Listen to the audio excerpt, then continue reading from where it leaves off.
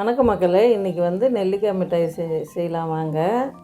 இந்த மிட்டாய் வந்து அவ்வளோ நல்லா இருக்குங்க. குழந்தைங்க வந்து நெல்லிக்காய் கொடுத்தாலும் சாப்பிட மாட்டாங்க. இது மாதிரி மிட்டாய் மாதிரி செஞ்சு கொடுத்தா சாப்பிடுவாங்க. நெல்லிக்காவை கழுவி நல்லா துடைச்சி இட்லி குண்டானில் வச்சுருங்க. தண்ணி கொதிக்க விட்டு நல்லா ஒரு 10 நிமிஷம் வேகட்டுங்க.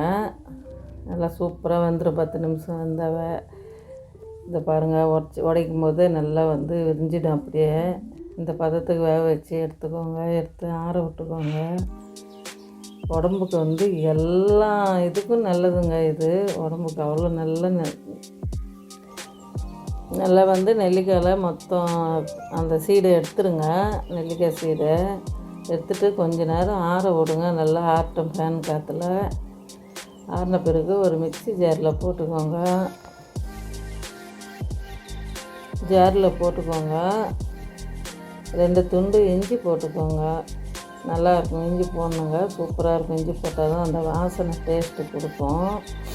இது மாதிரி வந்து அரைச்சிக்கோங்க. பேஸ்ட்டு மாதிரி அரைச்சிக்கோங்க. அரைச்சிட்டு கடாயில் போடுங்க. இவ்வளோ தாங்க வந்தது. 4 கிலோ நெல்லிக்காய் எடுத்தேன். இது தான் வந்தது. குழந்தைங்களுக்கு வந்து இது மாதிரி செஞ்சு கொடுத்தா நல்லா சாப்பிட்ருவாங்க. நெல்லிக்காவை கொடுத்தா சாப்பிட மாட்டாங்க. 1 கப்பு நாட்டு சர்க்கரை எடுத்துக்கினேன். நீங்கள் வெல்லம் போட்டு கூட செஞ்சுக்கலாங்க. நான் சர்க்கரை தான் எடுத்துக்கினேன். நல்லா கலரி கொடுத்துக்கினே இருங்க. சிம்மில் வச்சுட்டு அடி பிடிக்கும். அதில் வந்து கொஞ்சம் நெய் விடுங்க. நல்லா கலரிக்கோங்க.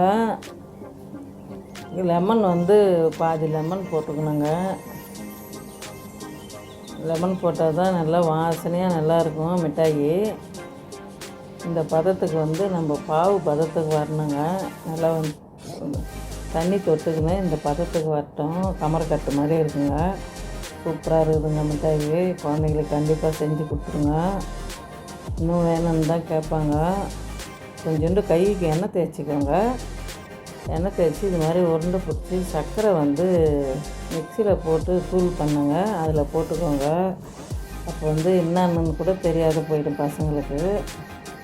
இது மாதிரி வந்து எடுத்துட்டு உங்களுக்கு வந்து மொத்தம் வந்து 11 உருண்டை தாங்க வந்தது.